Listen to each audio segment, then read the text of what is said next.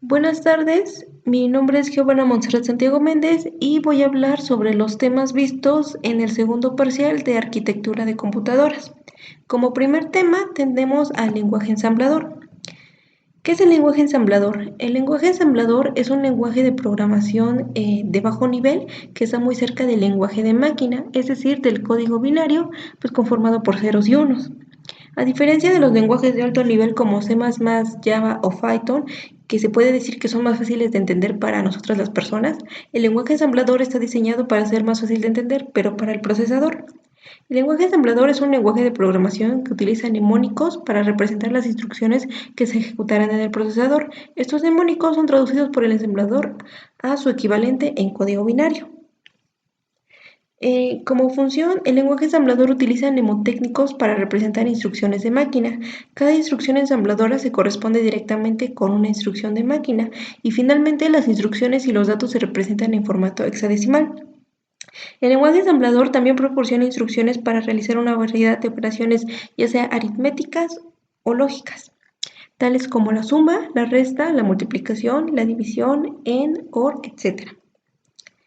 Ok, el programa de ensamblador sigue una estructura básica que incluye secciones como la sección o segmento de datos, en donde se utiliza para declarar y definir las variables que el programa utilizará durante su ejecución, la sección o segmento de código, que contiene las instrucciones ejecutables del programa, y la sección de pila, que se utiliza para gestionar la pila de llamadas y almacenar variables locales y registros de activación durante la ejecución del programa. El ciclo del programa se refiere al ciclo básico de ejecución que sigue un programa, o sea, una serie de pasos que se repiten continuamente mientras el programa esté en funcionamiento. En este caso tenemos la carga de instrucciones. Las instrucciones se cargan desde la memoria hacia el procesador. Como segundo paso se decodifican las instrucciones, en donde el procesador interpreta qué operación debe realizar la instrucción. Como tercer paso tenemos la ejecución de instrucciones, donde se realiza la operación indicada por la instrucción. En la actualización del contador de programa se avanza al siguiente paso en la secuencia de instrucciones. Repetición del ciclo dice que ese proceso continúa hasta que el programa termina o se detiene. Bueno, también hablemos un poco sobre subrutinas. Las subrutinas en ensamblador se dice que son bloques de código que realizan una tarea específica y pueden ser llamadas desde otras partes del programa. Las subrutinas son muy similares a las funciones que utilizamos en un lenguaje de alto nivel, ya sea Java o Python o C++, ya que se dice que encapsulan un conjunto de instrucciones que realizan una tarea específica y pueden ser reutilizadas en diferentes partes del programa. Finalmente, la programación de entrada y salida en ensamblador implica el manejo de datos que entran y salen de un sistema computacional a través de dispositivos periféricos, tales como teclados, las pantallas o los discos. Esto se realiza a través de instrucciones específicas de entrada y salida que permiten leer desde y escribir en puertos de entrada y salida, así como interactuar con dispositivos de almacenamiento y visualización. Como segundo tema tenemos los tipos de memorias.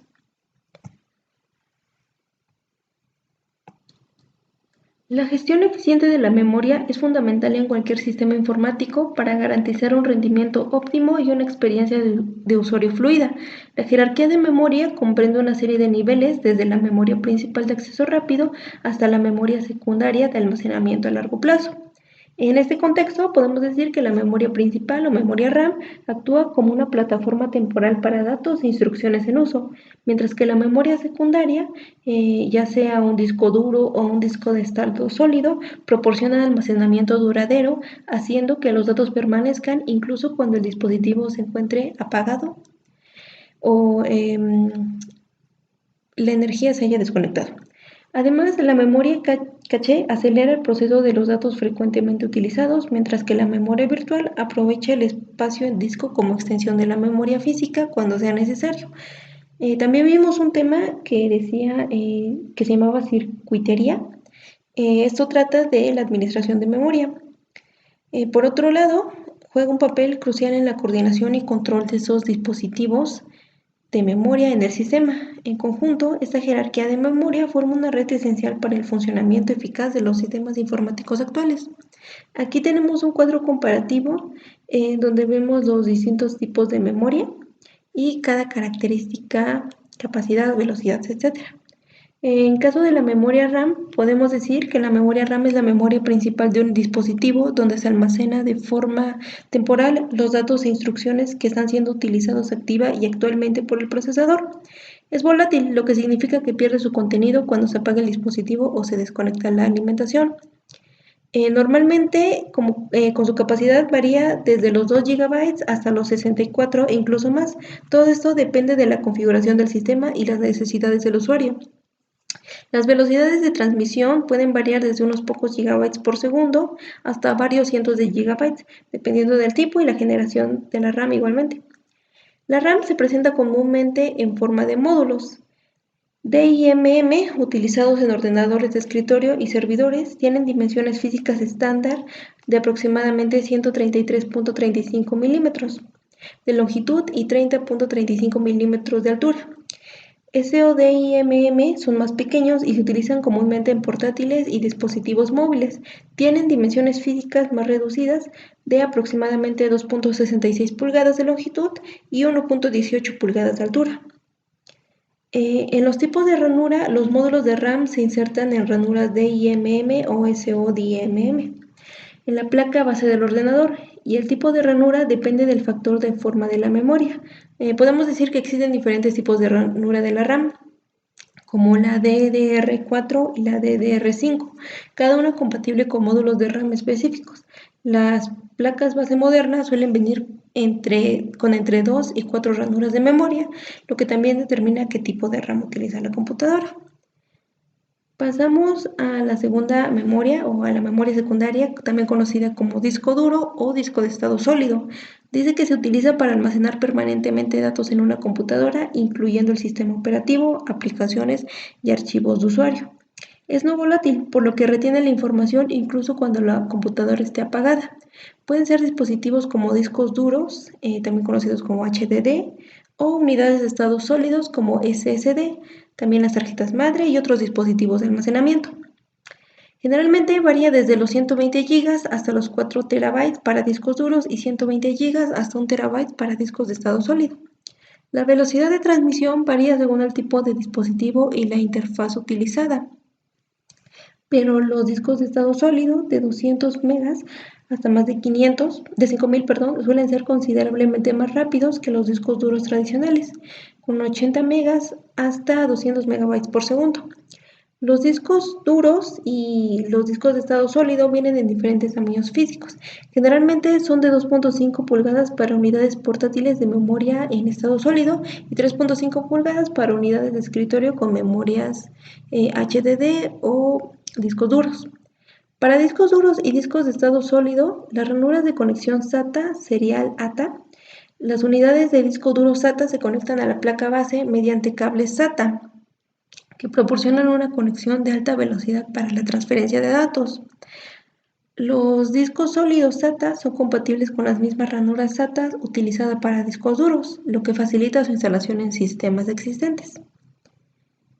Pasamos ahora a la memoria caché, en donde la principal función de la memoria caché es almacenar datos o instrucciones que el dispositivo va a necesitar en un futuro inmediato, de manera que se gana velocidad en la ejecución de procesos, evitando que nuestro dispositivo tenga que esperar al momento de ejecutarlos nuevamente, aumentando así el rendimiento de nuestro equipo. Su capacidad suele ser mucho menor que la de una memoria principal y varía según el nivel. El caché L1 es la memoria caché más pequeña y rápida. El tamaño habitual es de 256 kilobytes. Y aunque hay procesadores que alcanzan los 512 e incluso 1 mega. Con la caché L2 podemos decir que es algo más lenta y grande que la L1. Su capacidad suele estar entre los 256 kilobytes y los 8 megas. Finalmente, en la caché L3 es más lenta pero más grande que las dos anteriores, con capacidad entre los 4 y los 50 megabytes. La velocidad de transmisión varía según el nivel de caché. Caché L1 es la configuración más rápida, la que se encuentra más cerca de los núcleos. La velocidad está en torno a los 1150 GB por segundo y la latencia en tan solo 0.9 nanosegundos. El caché L2 tiene mayor capacidad de almacenamiento, aunque será un poco más lenta, con unos 470 GB por segundo y 2.8 nanosegundos de latencia. El caché L3 será la de mayor tamaño y también la más lenta. Hablamos de unos 200 GB por segundo aproximadamente y 11 nanosegundos de latencia. Bueno, dado que la caché L1 está integrada en un núcleo del procesador, no tiene dimensiones físicas externas separadas. Su tamaño es muy pequeño y generalmente solo unos pocos kilobytes se encuentran en la matriz de silicio del procesador. Podemos decir que no hay ranuras físicas para la memoria caché, ya que está integrada en el procesador. Muy bien, ahora tenemos a la memoria virtual. La memoria virtual se utiliza parte del espacio, en el disco como la memoria RAM adicional cuando la memoria principal se agota, permitiendo que se ejecuten aplicaciones que requieren más memoria de la disponible físicamente. La capacidad se determina por el tamaño del espacio en disco dedicado para la memoria virtual y puede configurarse de manera estática o dinámica según las necesidades del sistema y los recursos disponibles.